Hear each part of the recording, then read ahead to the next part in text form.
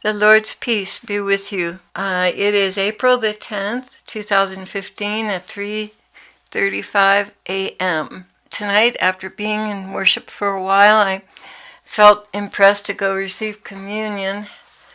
And so I did. And when I came back, I was totally inebriated from head to toe. It was like this liquid gold just poured through my whole body, and wow, I really could barely hold my head up. I said to the Lord, wow, you really got me wasted that time.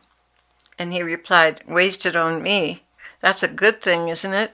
I replied, sublime. Yes, indeed, to dwell together with my love is sublime. Never-ending bliss, never-ending. My precious Clare, how precious you are to me. Words cannot express what I feel when I am with you. Lord, that sounds like what I should be saying to you. That's because our love is mutual. Of course you feel the same way. And I kind of blushed to leave that remark in, but I realized that he was saying it for your benefit because that's how he feels about you. And in fact, when we were dancing tonight, I could see just a hint of little teardrops that he was so happy that I have finally received his love, accepted him and received his love as genuine and not tried to hide from him in shame, but knowing that he just loves me just the way I am and there's nothing to be ashamed of, just me to love him back. And that's for all of us. That's for all of his brides. And that's why I left that little remark in, so that you could realize that that's how he feels about you. He loves to be with you. Lord, I don't think it would be safe for me to drive a car right now. He said, agreed.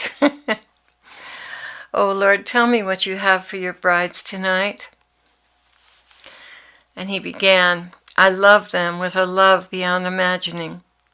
So many are worried about their status with me, as if I were a legalist with court documents listing every offense.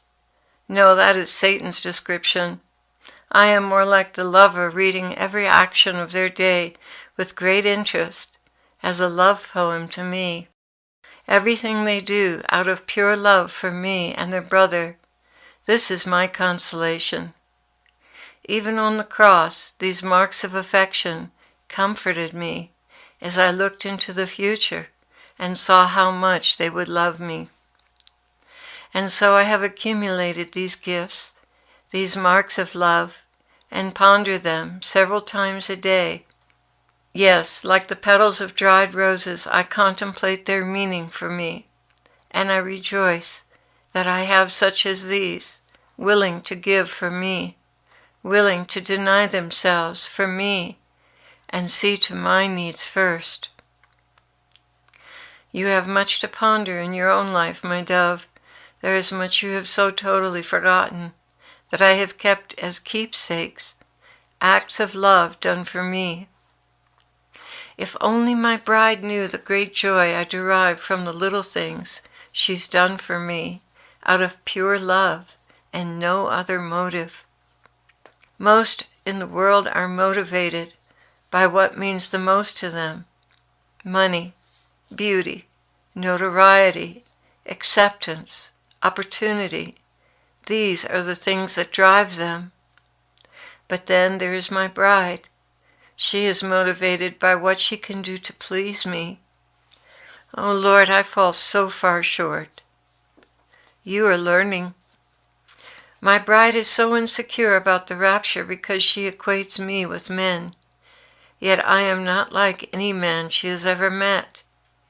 I'm not a vicious prosecuting attorney. Rather, I am a lover, counting my rose petals, watching the mailbox for more being sent to me. Every day I anticipate the sweet fragrance of her love translated into action, acts of love, showered randomly on those she comes in contact with. I watch to see her heart, so much like mine, wanting to bless and relieve burdens, yet honest and true with those who are in need of correction. My bride, if you have separated yourself from willful sin and are careful each day to love those I send you, you need not worry about being taken to heaven with me. I am looking forward to that day when we celebrate our love with such great longing. Are you forgiving injuries and doing good to those who hurt you? Remember how excruciating was my pain on the cross?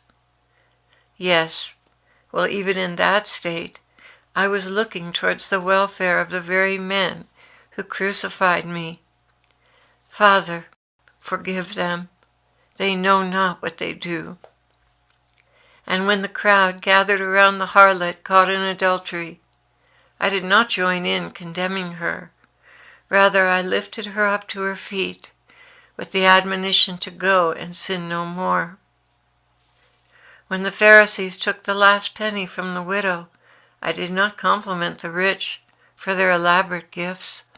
No, I exalted the little one that gave all she had, while others gave from their excess. And when the disciples fought over who was greatest among them, I was quick to point out that it was the least, the servant, who indeed has primacy. Why? Because this one serves the needs not of himself, but of others, consistently, day in and day out, while the rich young ruler is preoccupied in increasing his worldly wealth and position. The servant is eager only to see others increase. Have you been living this way, my brides?